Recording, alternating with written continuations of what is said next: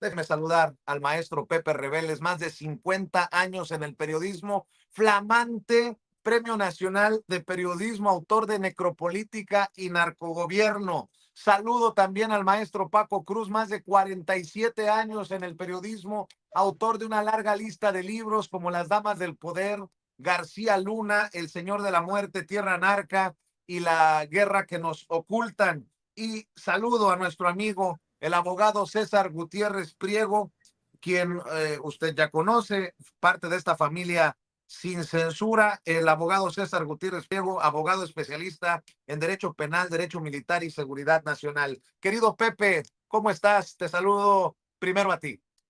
Muy buenos días, saludos a todos, a Vicente, a César, a Paco, y me da mucho gusto estar aquí con ustedes para lo que se ofrezca el día de hoy, como todos los martes.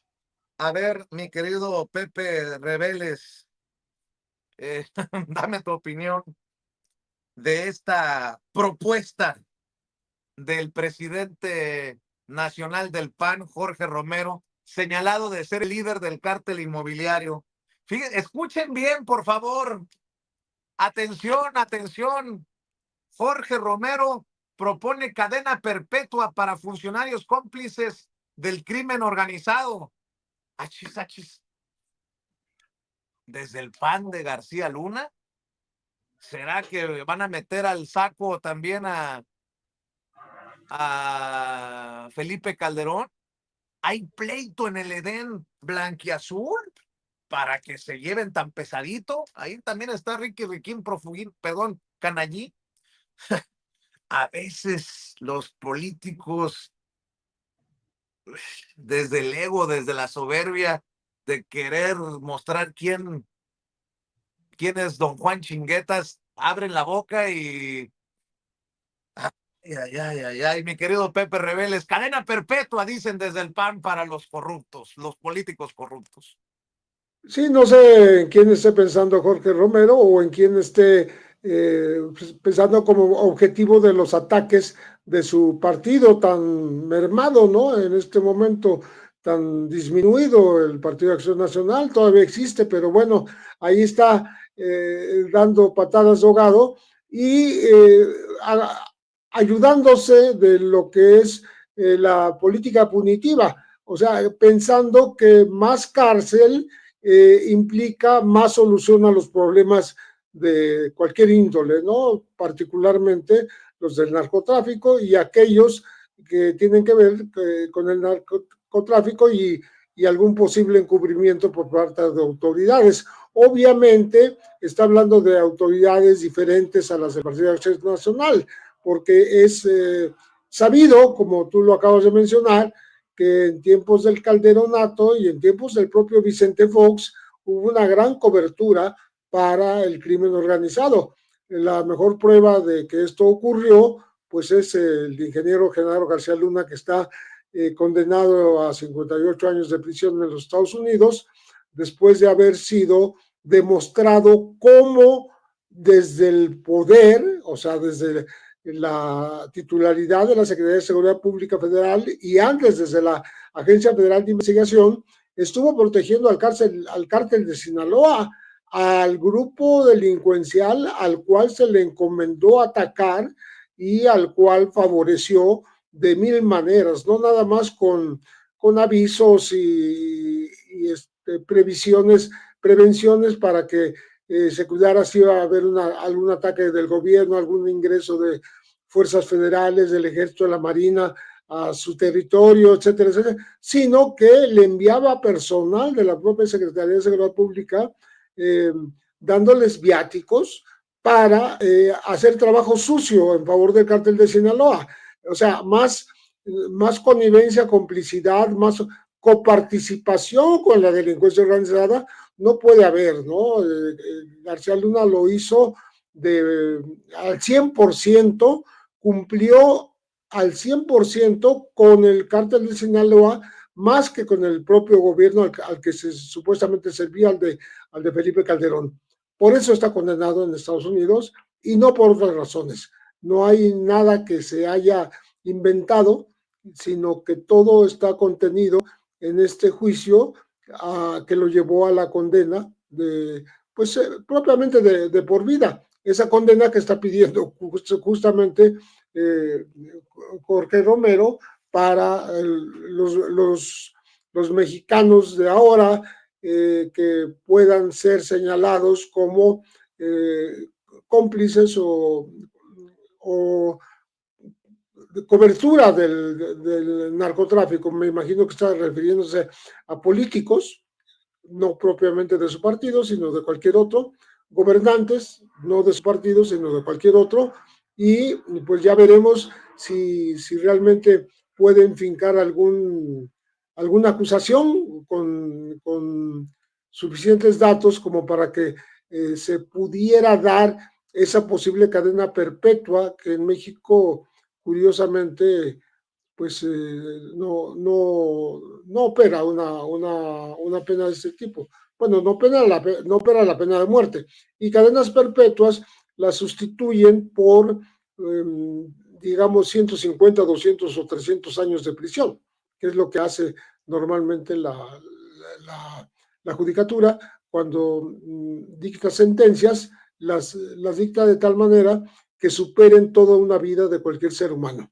Entonces, bueno, vamos a ver qué respuesta tiene Jorge Romero y a ver si no se le revierte esta acusación a sus propios correligionarios en el presente, que son herencia, muchos de ellos, de aquel calderonato y aquel, digamos, mandato también, una especie de cogobierno de Genaro García Luna con Felipe Calderón, porque el tema central de ese gobierno era la guerra contra el narcotráfico, la misma que no llevó a ningún resultado finalmente positivo, pero que sí sirvió para corromper a este alto funcionario y llevarlo a ser detenido y procesado y condenado en los Estados Unidos.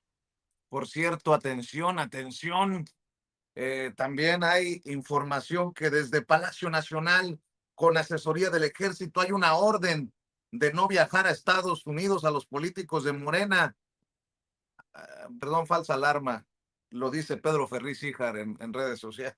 Nótese mi sarcasmo. Está Pedro Ferriz Híjar, está igual que su papá, literalmente con esto de las listas. Y a eso súmale esto de del casi ataque inminente del narco con drones en la frontera. Calma, calma, que llevamos prisa, tranquilos, mi querido Paco. Abrazote nuevamente. Oye, perdón, Vicente, el más cuerdo era el que veía ovnis, ¿no? De los perris, el más cuerdo es el que veía ovnis. No, acabo de comentar en redes sociales a Pedro Ferriz Híjar, mi querido César, porque puso una foto, le hizo un fotomontaje con esto de se ofrecen 25 millones de recompensa por Nicolás Maduro, puso la fotografía de Andrés Manuel López Obrador y dice, vengo del futuro. Y yo le puse de los creadores de Yo veo ovnis, del abuelito que veía ovnis, del papá que encontró el algoritmo, ahora el nene que viene del futuro. No, pues diría Pompín Iglesias, qué bonita familia, qué bonita familia, qué bonita familia, mi querido César, mi querido Paco, escucho tus comentarios. No, pero tienen razón, Vicente. Recuerden, Pedro Ferriz Santa Cruz era aquel de Un Mundo Nos Vigila. Y se lo tomaba en serio, bueno, tan en serio que él era el consejero principal de Carmen Romano Nolc, la esposa del presidente José López Portillo, y a partir de eso y de otras brujerías, Margarita López Portillo, la hermana y la esposa, tomaban decisiones y hacían tomar a López Portillo, en decisiones, así que el abuelo, tienes tu razón, veía ovnis y el mundo nos vigilaba.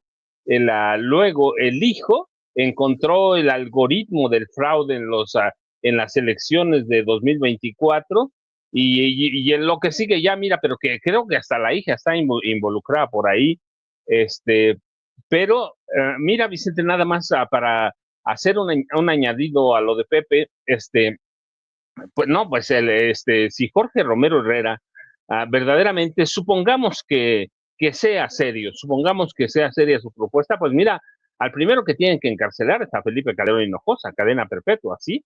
a Francisco Javier García Cabeza de Vaca, hay que tomarle la, la, la propuesta a Francisco Javier García Cabeza de Vaca, que prácticamente armó un cártel del narcotráfico ahí.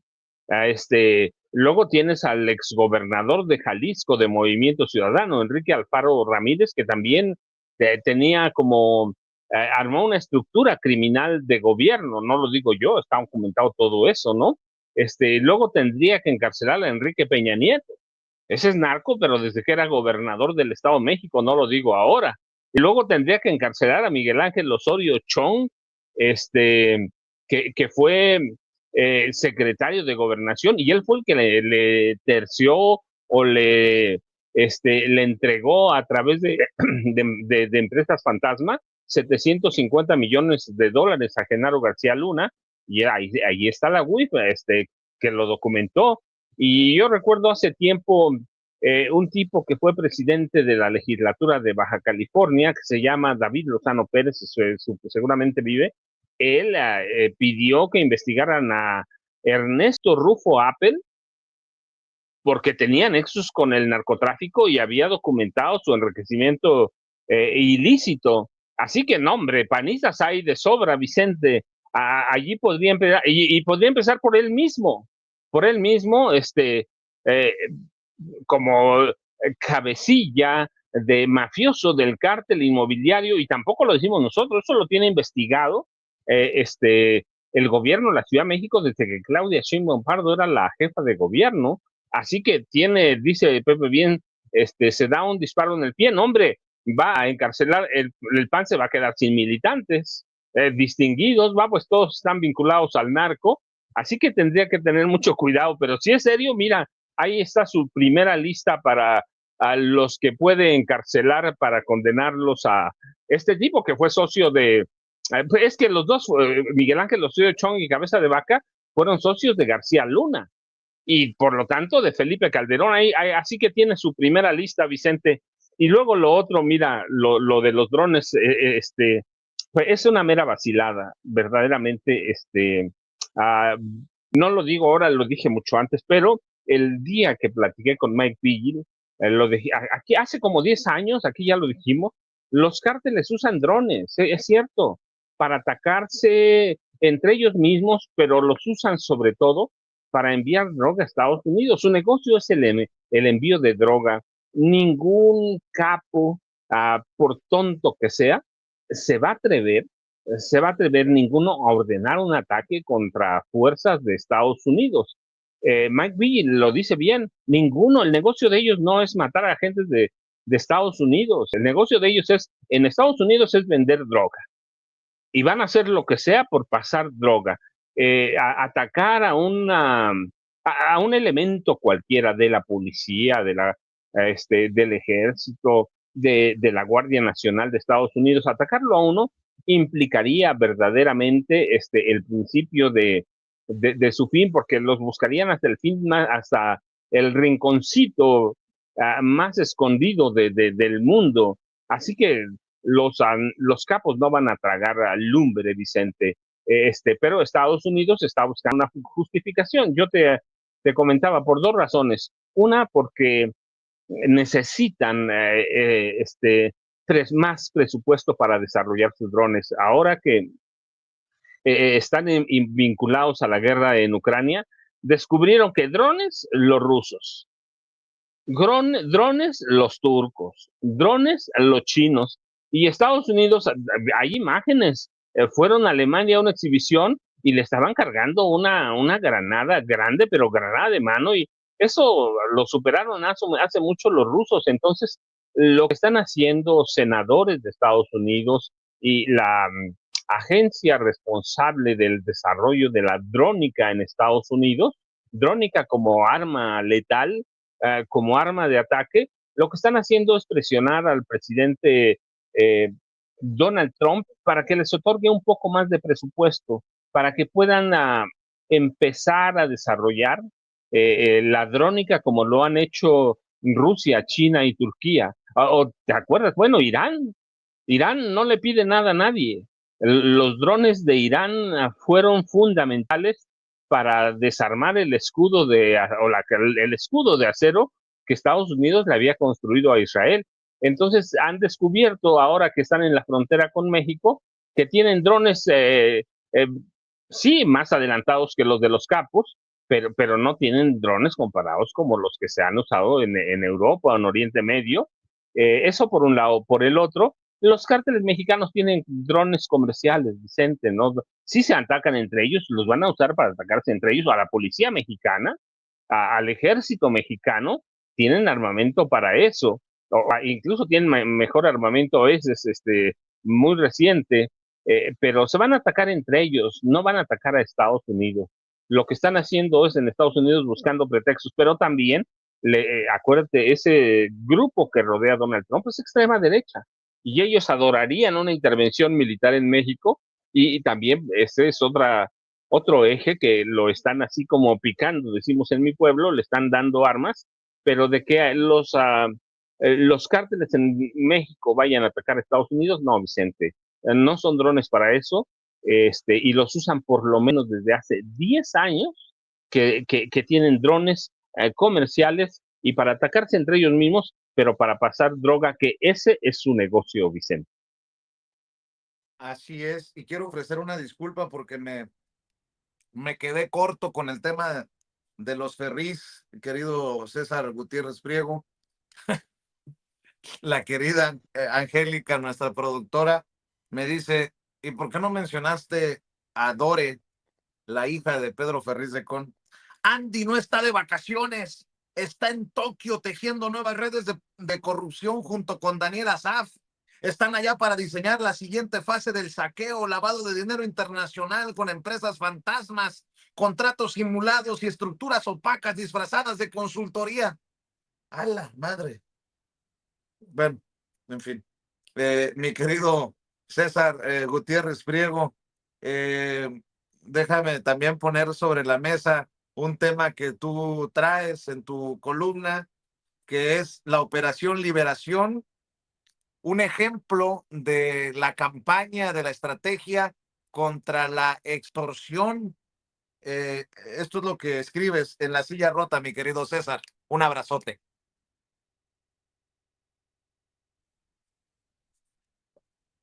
Ya, a mí me gustó mucho la operación como tal. Mucha gente habla de un operativo. No, esto es una operación permanente. En el sur del Estado de México se ha sufrido históricamente por cacicazgos. Muchos de ellos eran políticos en los tiempos del PRI. Y ahora, obviamente, los grupos criminales, en este caso la nueva familia michoacana, se había apoderado del control en 14 municipios. Imagínate el grado a que ya habían llegado, que ellos eran los únicos que distribuían carne, pollo, huevo, muchos de los productos de la canasta básica. La entrega de paquetes tenía que pasar forzosamente por este grupo criminal.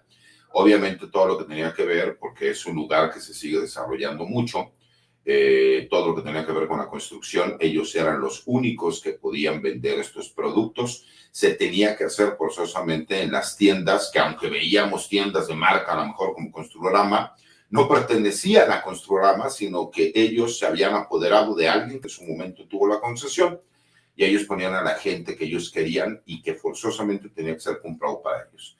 Y para no tener problema, simulaban que todo se encontraba en regla y lo que hacían eran crear sindicatos, ¿no?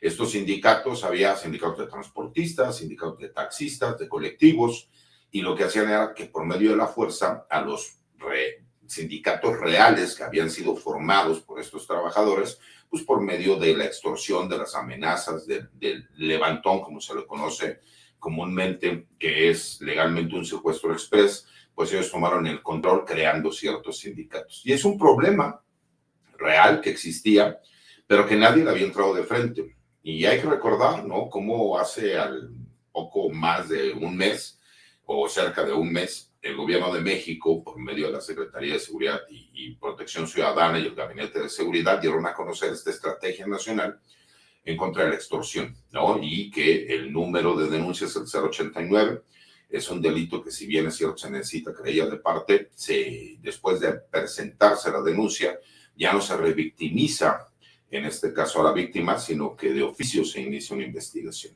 y que se haya hecho un trabajo serio, que este trabajo se vean los resultados, que nosotros veamos como un grupo criminal, incluso por ahí hay una regidora que se encontraba involucrada y con la simulación de empresas legales pudieron dar contra este grupo de extorsionadores que tanto daño causan en diferentes regiones del país, pero que de ejemplo inició esta operación en el Estado de México, como lo que ya vimos en su momento con el operativo Enjambre, y que todo va de la mano. Lo que hicieron fue, primero fueron contra los jefes policíacos, contra varios presidentes municipales, siguieron con las investigaciones, se dieron cuenta cuál era la forma de trabajo. Y eso muchas veces es complicado porque lo que nosotros hemos visto es que en México no se sabe realizar trabajo de investigación ni darle continuidad. ¿Cuántas veces hemos visto detenciones que sí, se detiene a un líder criminal y lo único que hicimos fue que en vez de ir en contra de un grupo criminal que tenía supremacía en cierta región o estado de la República, se terminan convirtiendo en varias pequeñas cabezas con control regional y entonces en vez de ir en contra de un grupo criminal, ya después tiene 5 o 6 grupos criminales que cada vez se convierten en grupos mucho más agresivos porque lo que tratan es de tener la hegemonía y el control de las diferentes actividades delincuenciales para ellos sacar un beneficio. Me gustó mucho la forma como lo hicieron, me parece que fue un trabajo profesional. La mayoría o casi todos ustedes saben que yo no soy ningún fan del fiscal general de justicia del Estado de México por esta cuestión de pleitos familiares que parecemos los Garcías y los López de las películas de Pedro Infante, pero tengo que reconocer que el trabajo se hizo bien, que vemos un compromiso por parte de la gobernadora Delfina Gómez, que vemos un compromiso por parte de la doctora Claudia Sheinbaum y que vemos un trabajo directo. Este es el tipo de resultados que nosotros queremos para el país y queremos que sean replicados a nivel nacional. Y también demuestra a la gente que pueden tener la confianza de realizar las denuncias, que sí se van a llevar a cabo las investigaciones y que será el gobierno de México, o sea, el gobierno federal, quien iniciará todas estas investigaciones y entonces ya después de que tienen los indicios se pondrá en coordinación con las autoridades estatales, sabiendo el riesgo que puede sufrir la gente por las denuncias y por lo mismo pueden ser anónimas y el trabajo de investigación de campo y de gabinete que se lleva a cabo. Este es el tipo de cosas que nosotros tenemos que replicar a nivel nacional y este es el tipo de operaciones que me parece que necesita la ciudadanía. Por eso lo aplaudo y lo reconozco. Es mucho el trabajo que hace falta que sigamos haciendo en todo el país, pero me parece que se está poniendo las bases, se está construyendo lo que se quiere y que todos estos operativos van de la mano. No es porque un día se les ocurrió hacer algo, no. Ellos empezaron a trabajar por medio de diferentes operativos, se dieron cuenta de que había corrupción, de mandos policíacos municipales, de presidentas y presidentes municipales, y que iba de la mano con grupos delincuenciales que eran los que obtenían estos beneficios. Esto es lo que necesitamos replicar a nivel nacional y esto es lo que necesitamos también ver que existe un trabajo coordinado y que exista la voluntad política y personal por parte de los presidentes municipales y de los gobernadores para que veamos estos resultados que se puedan replicar en toda la República Mexicana. Por cierto, déjame, antes de regresar con Pepe, con Paco, retomar un tuit que publicaste y haces una pregunta muy interesante. ¿Son justas las medidas cautelares contra Jimena Pichel, conocida como Lady Racista? Esta señora acusada de agredir con insultos racistas a un policía que trató de infraccionarla, ya fue vinculada a proceso por el hecho, pero no va a pisar la cárcel. El juez le ha prohibido salir del país, acercarse al sitio en el que cometió la falta, la obliga a firmar cada mes en un juzgado, la obliga a pedir disculpas públicas al elemento atacado, agredido, así también la obliga a prestar servicio social al Consejo Nacional para prevenir la discriminación y al pago de una multa por 97,000 pesos. Yo te pregunto a ti, ¿justas las medidas cautelares, César Gutiérrez Priego? Mira, lo que pasa es que hay que poner el contexto a las personas que nos ven y nos escuchan. Lo que se hizo fue, fueron a una audiencia, se le hace del conocimiento cuál es la imputación, cuáles son los datos de prueba que existen, medios también, porque hay algunos videos, y su defensa lo que opta es por, después de la vinculación a proceso, solicitarle al juez una suspensión condicional por un periodo de 6 meses. El juez, al considerar que existen todos los elementos para que se pueda llevar a cabo la suspensión, lo que hace es que le impone ciertas medidas cautelares que ella tiene que cumplir y que en caso de incumplimiento, entonces sí, se retomaría el proceso en su contra y ahí sí podría estar ella en posibilidad, si incumple, incluso de ir a un centro de readaptación social. ¿Por qué preguntaba yo si eran justas, ¿no? O por qué considero yo si pueden o no pueden ser justas? Me parece que de acuerdo al marco jurídico que tenemos, las mismas son acorde a lo que señala el Código Penal, ¿no? Eso es una realidad, y el Código Nacional de Procedimientos Penales. El problema es que entonces tenemos leyes demasiado laxas y me parece que no podemos ver este tipo de cosas porque entonces, ¿qué es lo que hemos seguido viendo en diferentes videos y denuncias que se han hecho en las diferentes redes sociales y medios de comunicación? Que tenemos una problemática en donde extranjeros no respetan ni a las autoridades mexicanas ni a los ciudadanos mexicanos, y que sí hay un exceso por parte de ellos en cuanto al trato, porque lamentablemente nosotros no tenemos leyes a lo mejor para que se pudiera expulsar a un extranjero por situaciones como estas. Y muchos a lo mejor dirían que tendría que ser expulsada, pero hay que recordar que entonces ella quedaría sin castigo el delito que cometió. Entonces, me parece que en este caso, de acuerdo a lo que nuestra normatividad legal señala, fueron acorde. No sé si fueran justas, ¿no? A mí en lo personal creo que nosotros tenemos que poner el ejemplo. No hay que buscar nunca venganza. Yo soy de las personas que no estoy de acuerdo con las agresiones que esta persona sufrió, por más que exista rabia e impotencia. Pero me parece que de acuerdo a las leyes, en este sentido, que son demasiado laxas, pues me parece que sí tendríamos, por lo menos los legisladores tendrían que poner a analizar cuál es la forma en que nosotros tendríamos herramientas jurídicas para que no veamos que se sigan repitiendo este tipo de situaciones. ¿Por qué? Porque en el caso de ella, bueno, pues por lo menos llegó a un juzgado y hay una vinculación al proceso. Pero ¿qué ha pasado con todos los demás videos que hemos visto en donde no ha terminado en la simple anécdota del conocimiento que se sabe, ¿no? Entonces me parece que sí necesitamos, no solo incluso por los ciudadanos extranjeros, sino también por muchos ciudadanos mexicanos, que con una facilidad lo primero que hacen es hacer una serie de improperios y de comentarios como naco, indio, indígena.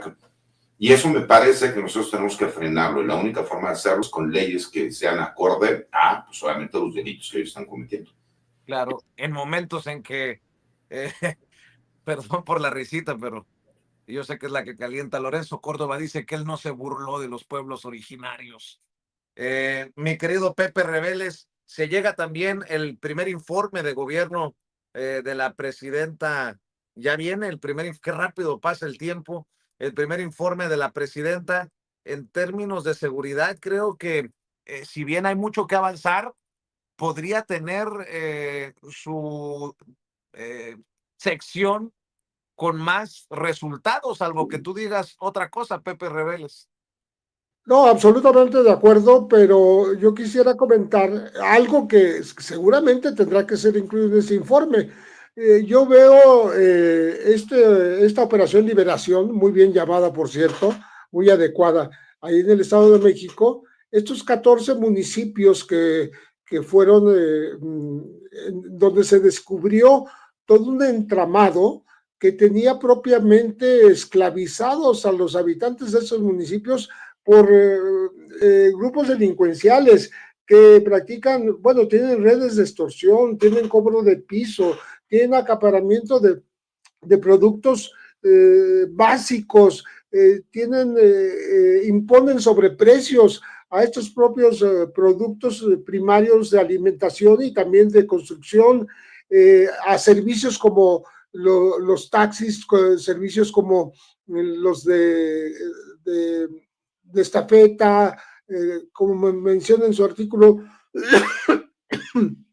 como menciona en su artículo el señor César Gutiérrez Priego, y me parece que es un tema que merece la pena ser analizado, cómo a través del secuestro express de empresarios y de ganaderos también han hecho esta nueva familia michoacana ha hecho todo un coto de poder en un estado o en una región del estado, en la región sur del Estado de México, que tiene años de ser una zona, una región delincuencial muy conocida, porque allí estuvieron hasta los Zetas en otra época, y no había sido jamás atacada.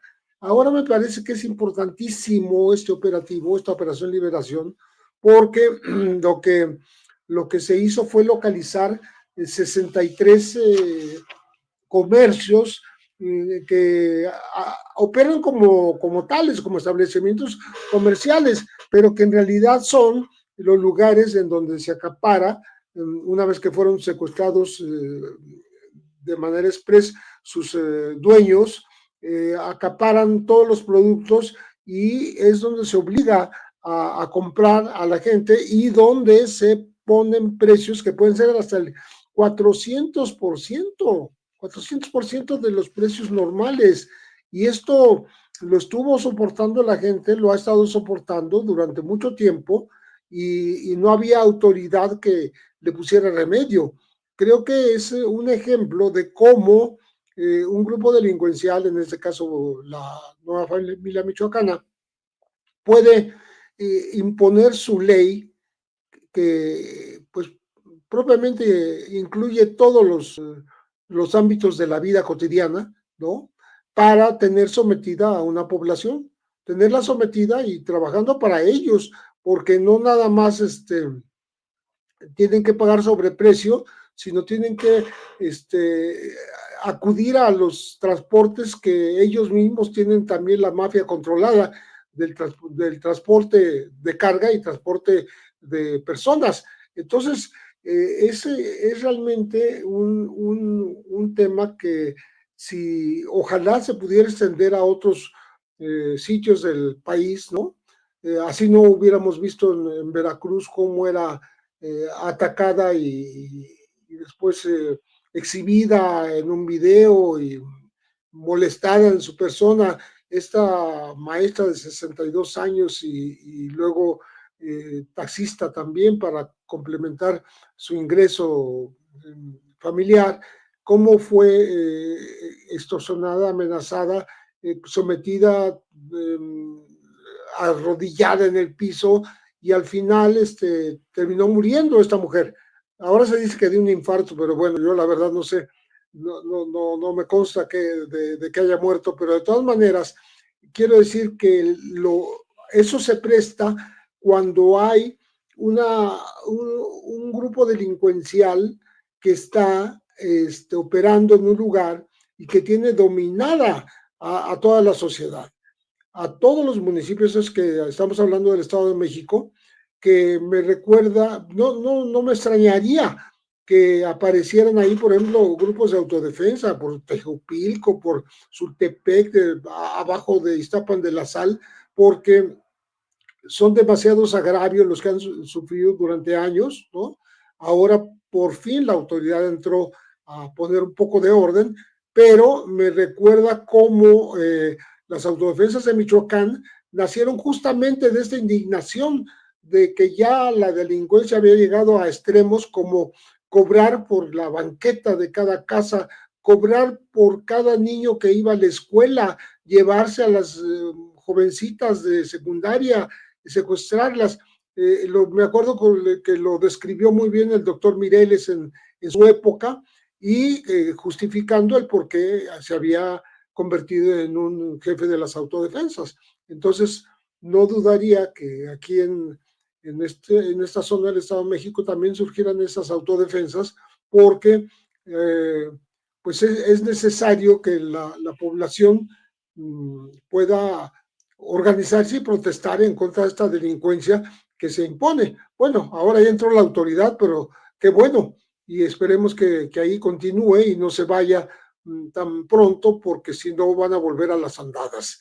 Entonces, que esto se contamine de buena manera, de la mejor manera, a todo el resto de las entidades del país, para que en el próximo informe de seguridad de la propia presidenta Sheinbaum se pueda anunciar una especie de programa,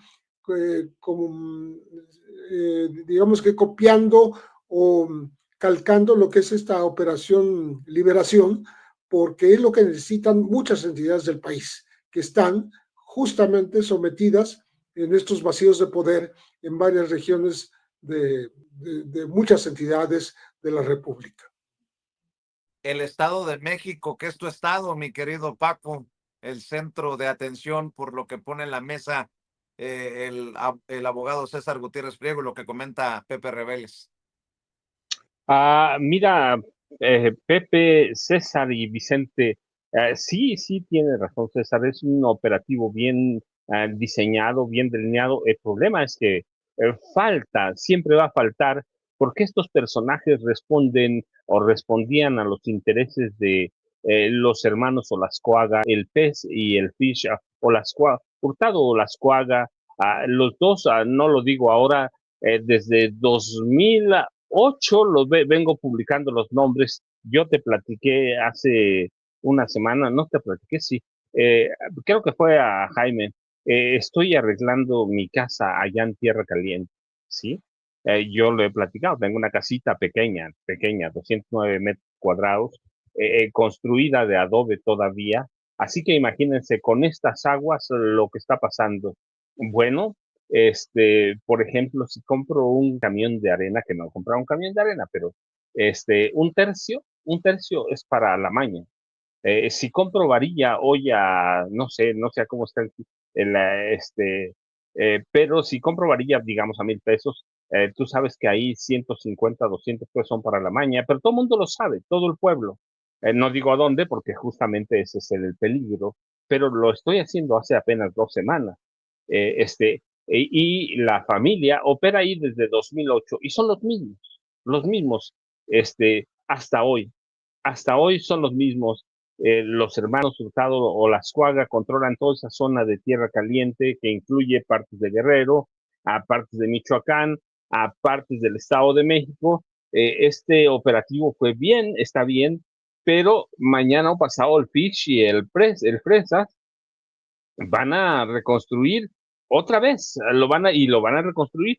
Es importante llegar a estos dos personajes y a otros allegados a ellos, que por lo menos desde 2007, 2008, digo porque 2008 ya quedó bien la familia michoacana, pero 2007, 2006 ya operaban en el Estado de México, en esa zona en específico de Tierra Caliente, y el operativo puede ser permanente y está muy bien. Hay una regidora, lo dice bien, la tercera regidora de Ixtapan de la Sal, pero además de esos operativos, es importante, yo no lo he dicho ahora, lo digo siempre, no han hecho una limpia en la policía estatal, que controla también mucho de eso con el Fish y el Fresa.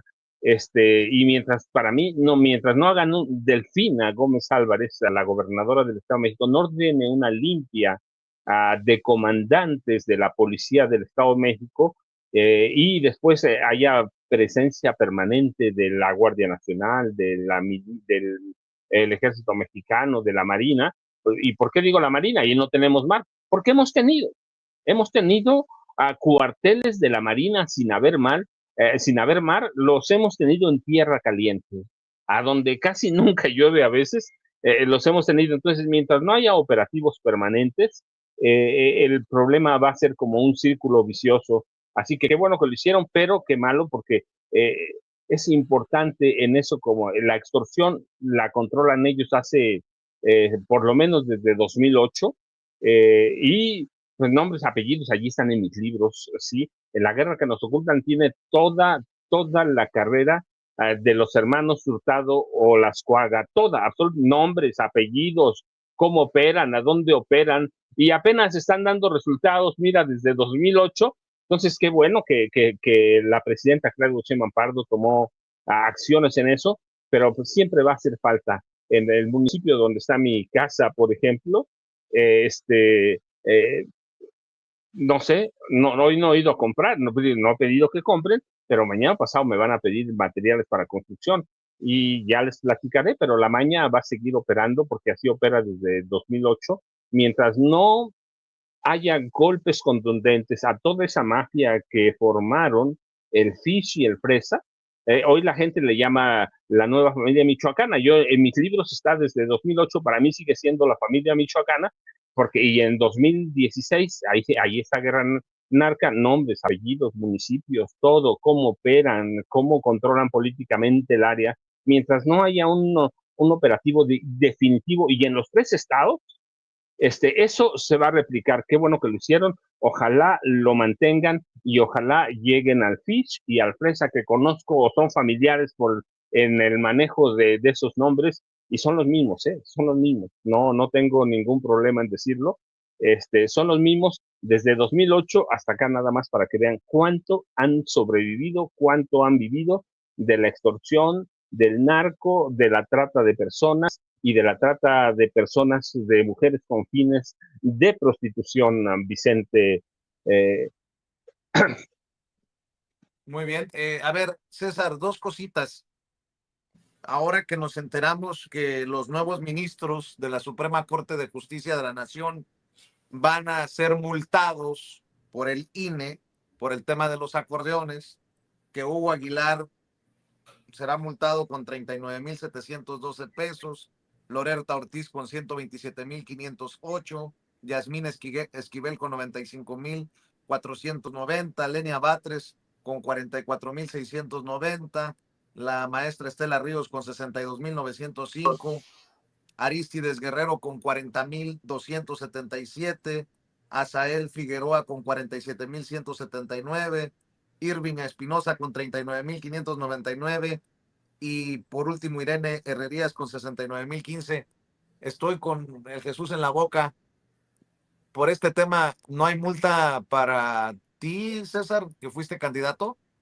Sí tenemos que pagar, sí hay algunas multas que tenemos que pagar. En nuestro caso, el INE consideró que como nosotros no fuimos beneficiados ganando la elección, era una amonestación pública. El proyecto iba en el sentido de que era el 5% del monto total. Si eran 1,400,000, tendrían que ser, haz de cuenta, 72,000 pesos, ¿no?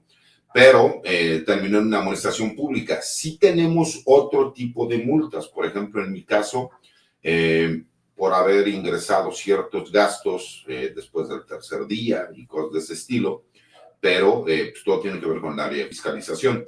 Pero sí tenemos todavía también algunas multas que pagar y además seguimos contestando requerimientos que nos siguen llegando del INE, ¿no? No sé si con todos los... ¿Todavía?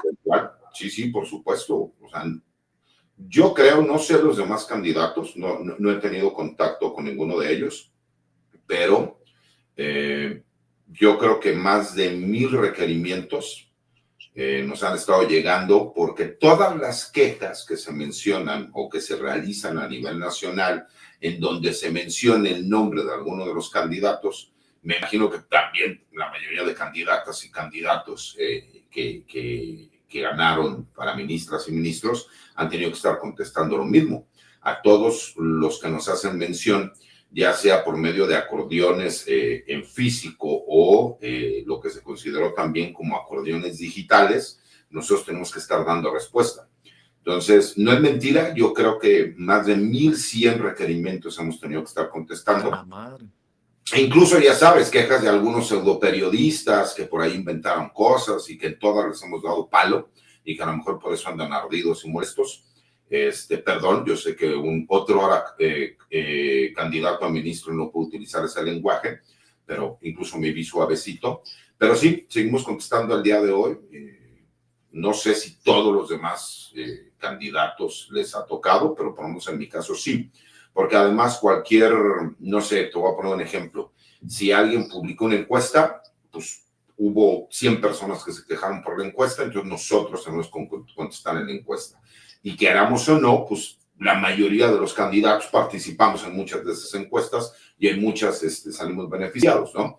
Si había, por ejemplo, una encuesta de salida, pues entonces la gente que se quejaba, nosotros tenemos que contestar. Y como cualquier persona se podía quejar a nivel nacional, entonces todos los días nos siguen llegando requerimientos. Muchos de ellos los podemos contestar de forma digital, pero posteriormente tenemos que ir a hacer entrega en físico. Por ejemplo, hoy yo tendría, y aquí lo tengo, una comparecencia ante el INE. Déjame lo busco, ¿no? Porque aquí lo tengo, en mi correo, en donde nosotros lo mandamos a la unidad para que nuestros alegatos y nuestras pruebas se presenten, puedan ser desahogadas ante el Consejo. y posteriormente nosotros hacemos la entrega en físico, ya se mandó a entregar también en físico, pero sí, la verdad es que es un procedimiento bastante pesado y como cualquier persona puede estar presentando quejas, pues nosotros tenemos que estar contestando porque si no, entonces nos iríamos sin quejas. Mira, aquí está. Envío pruebas de alegatos. Aquí está. Y ¿no? UTSG, SG, PE, PFF, CMGP, que es César Mario Gutiérrez Priego, 15/2025, se comparece por escrito a la audiencia de pruebas y alegatos misma que tendrá lugar el 29 de julio del 2025 a las 14 horas. Entonces, ahí tienes la opción, ¿no? De que no necesites formalmente presentarte tú en la audiencia, pero sí tienes que mandar los alegatos y las pruebas que tú tengas. Y seguimos contestando hasta el día de hoy. Me imagino que también muchos de los candidatos que fueron ganadores han tenido que estar contestando todos estos requerimientos. Y sí, nunca había estado yo en un proceso electoral, sí es bastante desgastante, ¿no? Y las multas que yo tengo hasta ahorita son como por 32,000 pesos más o menos, pero en específico por los acordeones no me tocó que me multaran, sino que fue nada más una amonestación pública, porque en mi caso yo aparecía en lo que ellos consideraron acordeones digitales. Bueno, yo pensé que me ibas a decir que no, pero pues así las cosas con César Gutiérrez Priego. Oye, y nada más por no dejar, porque los señores que están acompañándonos y nos honran, nos hacen sentirnos orgullosos de esta mesa, Pepe Reveles y Paco Cruz son autores, son escritores, y hay un escritor, Ricardo Ravelo, que asegura que hay audios que implican a políticos de alto nivel en el tema del secuestro de Ismael El Mayo Zambada. ¿Cómo ves esta situación? Te lo pregunto a ti precisamente porque pues habrá más de uno que se va a sentir aludido por lo que dirás. Me encanta, mi Chente, porque me conoces muy bien y sabes que no puedo quedar callado cuando escucho cosas de ese estilo.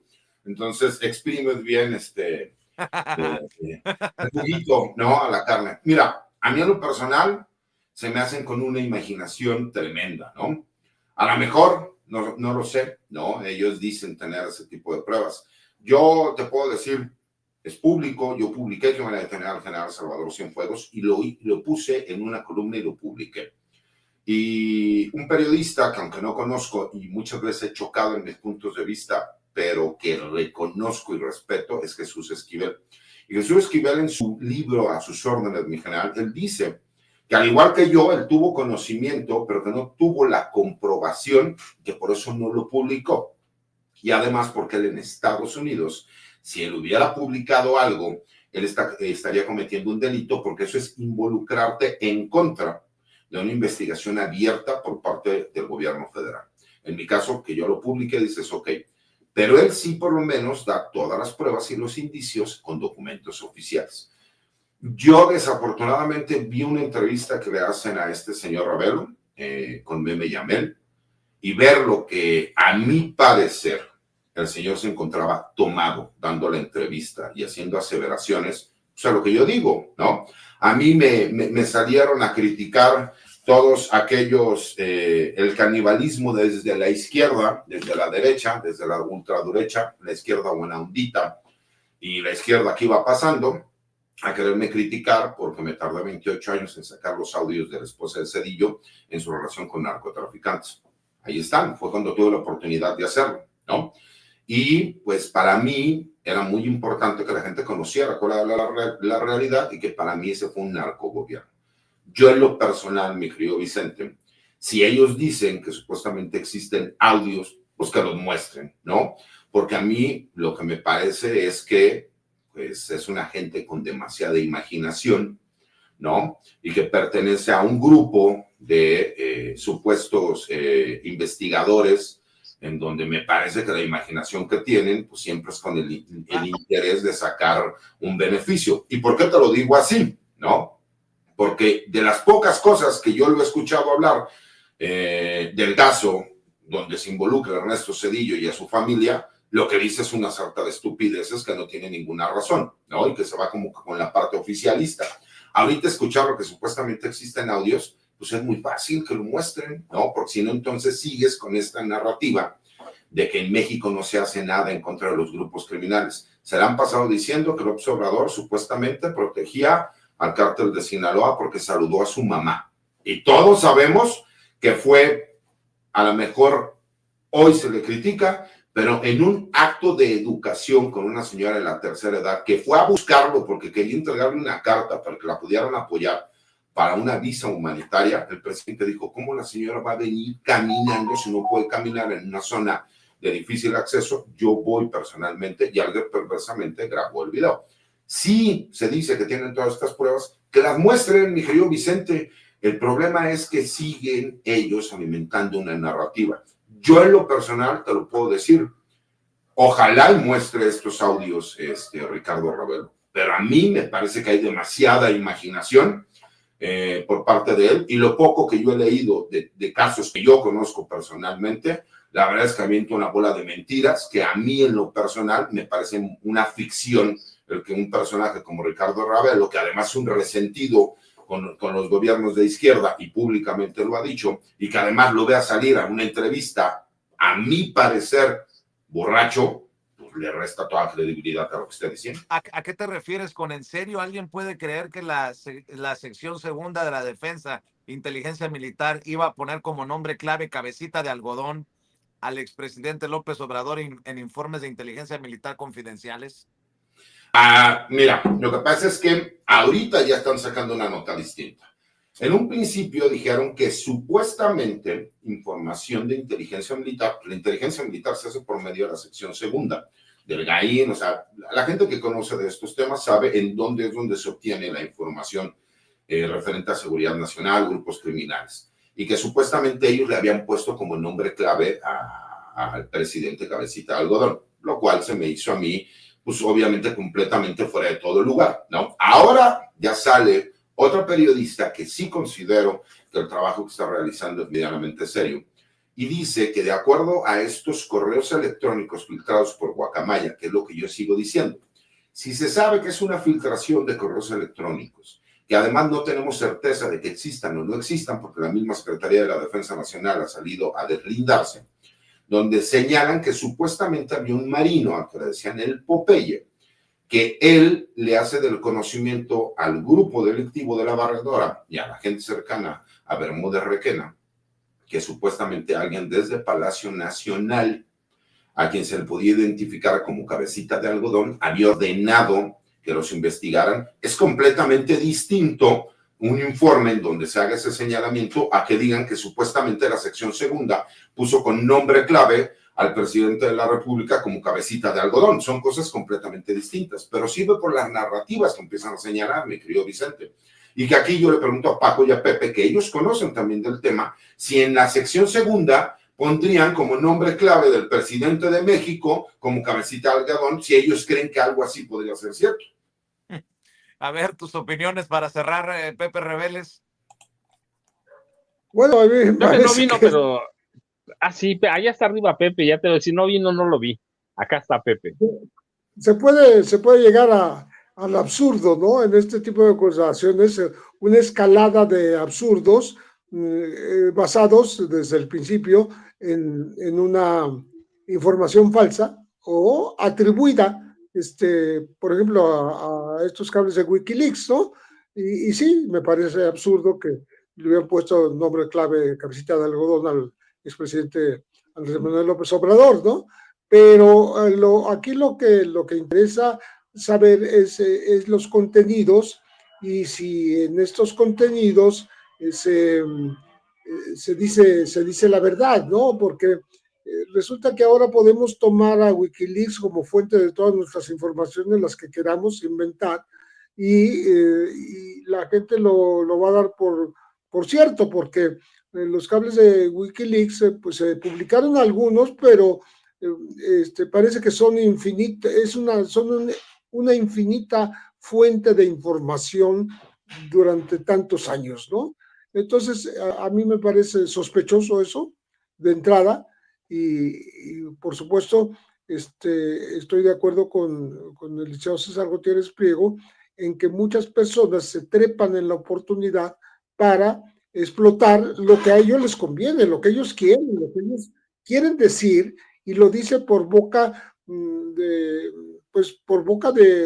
un tercero inexistente, o por lo menos cuya existencia no está probada.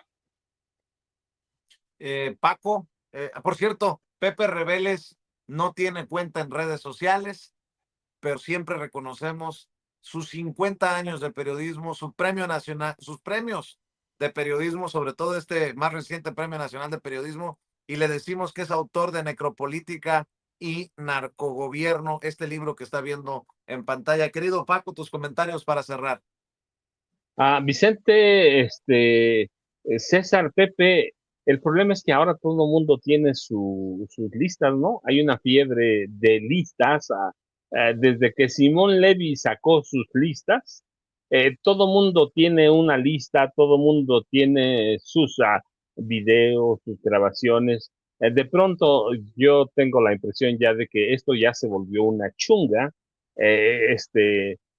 Todo mundo, al periodista que vayas, hasta Tim Golden tiene su lista, pero no puede dar a conocer los nombres ni de quiénes se lo dieron, pero todo el mundo ya tiene una lista, y la verdad es que se anticipaba. Por ejemplo, hubo quienes afirmaron que habían entrado a las delaciones de Ovidio Guzmán López, y que a partir del día 9 de este mes iba a haber una guerra en México y una huida de funcionarios de la 4T. Era el apocalipsis, y ya han pasado tantos meses con tantas listas que yo, la verdad, ya digo, pues, algo está mal. Ya todo mundo está tratando de sacar su lista a ver quién le atina a Vicente, pero se me hace que nadie le va a atinar, porque esto no es una bola de cristal, no son cartas de naipes para adivinar el futuro. Lo real es que las listas, todo mundo tiene sus listas, y hay que verlo nada más en las redes sociales. Vicente, yo ya sabes, @ Paco Cruz Jiménez en X, a Francisco Cruz Jiménez en Facebook. César, un abrazote. Pepe, un abrazote. A ti, Vicente, y nos vemos mañana tempranito como todos los días. Claro que sí, Paco. César, para cerrar tus redes sociales. Antes que nada más agradecerles. Para mí siempre es un gusto y un placer. Voy a obligar a don Pepe a que abra una cuenta en redes sociales. No, es que imagínate con los comentarios tan inteligentes y sagaces que tiene Pepe, y que además el conocimiento del tema. Dime quién se atrevería a salir a contradecirlo cuando es realmente un periodista investigador que conoce del tema. Y dos, hay un tema que a mí me encantaría, y que yo creo que Paco conoce mucho del tema, pero es la mafia, la policía del Estado de México, que es quien termina empoderando a los grupos criminales, y que él ha escrito de estos grupos criminales desde los años 80 y 90. Ese sería un hitazo, porque yo sigo pensando que la mayoría de las mafias del Estado de México provienen de las policías estatales y municipales. Nada más que es un tema muy complicado, porque hemos visto que han llegado grandes jefes policíacos y no han podido con ellas, y muchos fiscales que mejor se hacen tontos, porque siento que ellos son el verdadero poder detrás de los grupos criminales. Pero bueno, les mando un abrazo. Propongo ¿Qué les parece? Lo dejamos para el próximo martes. No, pero me interesaría no solo tocar el tema, sino que realmente pudieras escribir un libro sobre eso. Yo la verdad, sabes que soy muy flojo para escribir libros, pero el prólogo sí lo hago. Deja que termine en el que ando, César. Ya le platiqué a Vicente. Estoy metido ya en otro libro, les platicaré luego. Para mí es interesante. Yo espero terminarlo en diciembre máximo. Ya empecé a entregar material, pero sí, la policía del Estado de México es una locura. 30,000 elementos que permanecen igual. No, y que son la verdadera mafia. Y yo también le echaría más ganas, pero como ya me estoy metiendo en otros problemas, que ya se enterarán más adelante. Pero bueno, pero acuérdate, lo más importante siempre, algo por lo que me gusta y me va a gustar, y siempre seguiré sin censura, independientemente de la amistad que tengo con Vicente, siempre puedo hablar de lo que yo quiera. Jamás me ha tocado que me digan, no puedes hablar de ese tema. Al contrario, me dan hasta cuerda, y eso se agradece. Aunque me dejes a mí el broncón, cabrón. Bueno, a ver, César, las redes sociales. Para eso tienes abogado, mi querido Vicente. Nunca te ha dejado solo, ¿no? Es más, hasta el bote nos han metido juntos. Ya platicaremos esas anécdotas después. Pero bueno, los invito a que me sigan en mi cuenta de X, anteriormente Twitter, que es @CesarGutiPri, agradeciendo a la gente que ya somos más de 100,000 personas que podemos estar ahí. Mi cuenta de TikTok es @CesarGutiPri1, también que ya somos más de 100,000 personas. Y en mi cuenta de YouTube, que es César Gutiérrez Prego, en donde estamos cerca de las 100,000 personas, que me daría mucho que fueran a ponerle ahí un me gusta y seguirme para pues, seguir subiendo videocolumnas y pues obviamente a los espacios libres como el viento todos los martes. Mi querido Vicente aquí en Sin Censura. Abrazo fuerte para Paco, para Pepe, para ti obviamente, para todas las personas que nos ven y nos escuchan. Madame Kika, que por ahí ya vi que anda, y a Ceci, que ya sabe que se le quiere y se le estima muchísimo. Claro que sí. Ándale, Pepe, reveles, que te metas a redes sociales. Aquí estamos todavía. Mira, Pepe Reveles, alias Juan Camaney. ¡Qué óvole! Nomás para qué. Bueno, un abrazo, Pepe, un abrazo, Paco, un abrazo, abogado, el abogado César.